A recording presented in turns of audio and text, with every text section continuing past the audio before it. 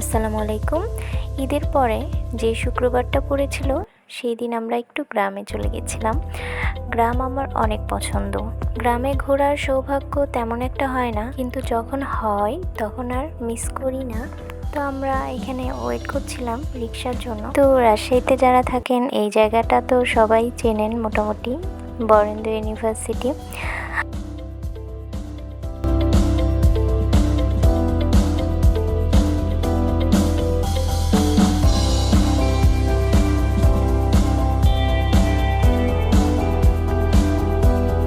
দিনটি ছিল শুক্রবার, সেই জন্য পথেই নামাজের সময় হয়ে গেছিল। সেই জন্য লিবানের আব্বু একটু নামাজ পড়তে গিয়েছিল আর আমরা এখানে একটু অপেক্ষা করছিলাম। লিবান সেই জন্য একটু ঘোরাঘুরি করছিল। তো ওর আব্বু চলে আসার পরে আমরা একটি ভ্যান নিয়ে নিয়েছিলাম। ওরা তিনজনই সেম কালার ড্রেস পরেছিল, শুধু আমি বাদ দিয়ে। তো গ্রামে গেছি আর ভ্যানে উঠবো না, এটা কি কখনো হয়? ভ্যানে উঠতেও অনেক ভালো লাগে। প্রকৃতির মাঝে খোলা বাতাস, অপরূপ সুন্দর এই প্রকৃতির মাঝে ডুব দিয়েও তো অনেক আনন্দ, শান্তি। চারিপাশে সবুজের সমারোহ আর খোলা নীল আকাশ, মুক্ত বাতাস, অসাধারণ।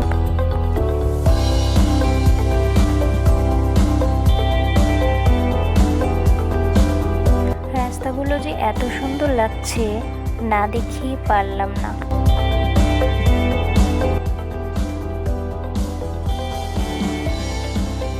যাওয়ার পথে জাফিন ঘুমিয়ে গিয়েছিল। খুব বেশি দূরে না, এই তো আমরা চলেই এসেছি প্রায়। আমাদেরকে যাওয়া দেখে আমার খালা শাশুড়ি আমাদের দিকে আসছিলেন।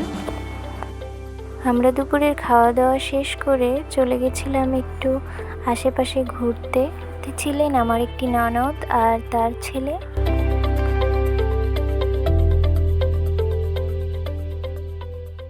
প্রাকৃতিক সৌন্দর্যগুলো এতই সুন্দর যা দেখলেও চোখের শান্তি।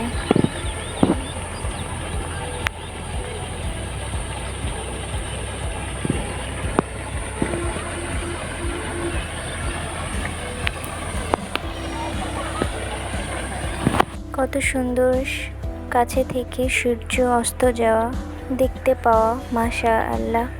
আমার ননদ লেবু নামাচ্ছিল, ওদেরই নাকি চাচার গাছ। চুরি করেনি, আপনারা ভাববেন না যে চুরি করেছে।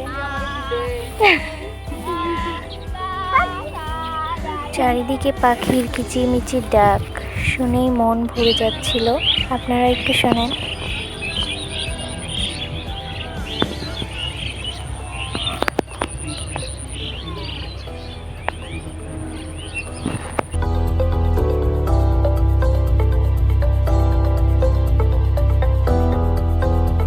এখান থেকে আমার ননদ কিছুটা ভুট্টা নামিয়ে দিয়েছিল আমাদেরকে। তো আমরা সেগুলো নিয়ে আবার বাসার উদ্দেশ্যে চলে যাচ্ছিলাম। এইটাও আমার একটি ছোট্ট ননদ, অনেক কিউট, মাশাআল্লাহ। ছোট থেকে অনেক সুন্দর পর্দা করে চলে, অনেক ভালো লাগে দেখতে।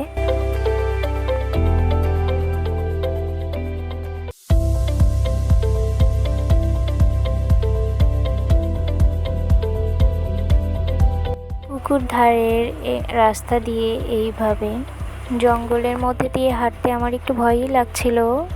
তো আমার ননদ বললো কিছু হবে না, চলে আসেন।